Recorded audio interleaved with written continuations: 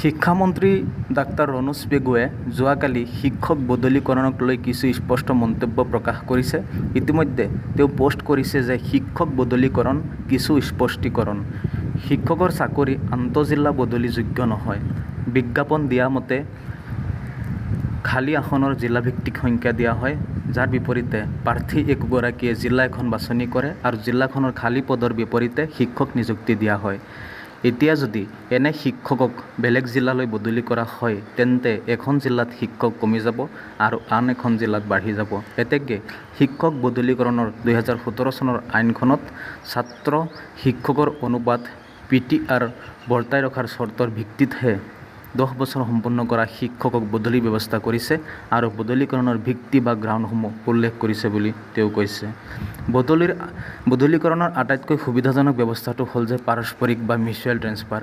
ইয়াৰ বাবে আকাংক্ষী সহপাঠী বা পাৰ্টনাৰ বিচৰাত যাতে সুবিধা হয় তাৰ বাবে বদলীকৰণ প্ৰত্যাশী প্ৰাৰ্থীসকলৰ নাম অতি শীঘ্ৰে পৰ্টেলত প্ৰকাশ কৰিম বুলি শিক্ষামন্ত্ৰীগৰাকীয়ে মন্তব্য কৰিছে। প্ৰত্যেকখন জিলাৰ প্ৰতিখন বিদ্যালয়ত ছাত্ৰ-ছাত্ৰী আৰু বিষয় অনুপাতে শিক্ষকক নিযুক্তি বা পোষ্টিং দিয়াৰ বাবে ৰেচনেলাইজেশ্যন বা যুক্তিসংগতকৰণৰ পদক্ষেপ লোৱা হৈছে।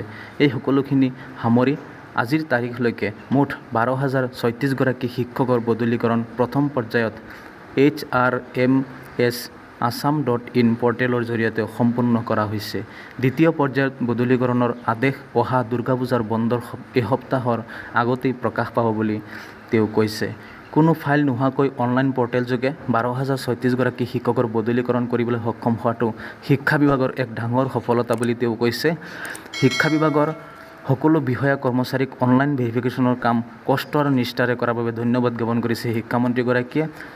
সকলো শিক্ষক শিক্ষয়িত্ৰীক শিক্ষা হেতুত পূৰ্ণ সহযোগিতা আগবঢ়াবলৈ আহ্বান জনাইছে শিক্ষামন্ত্ৰীগৰাকীয়ে, কাৰণ ইয়াৰ জৰিয়তে ছাত্ৰ-ছাত্ৰী আৰু বিষয় অনুপাতে প্ৰতিখন জিলা আৰু প্ৰতিখন বিদ্যালয়ত আমি প্ৰয়োজনীয় শিক্ষক নিয়োগ কৰিম বুলি ৰাজ্যৰ শিক্ষামন্ত্ৰী ডাক্তৰ ৰনোজ পেগুৱে মন্তব্য কৰিছে।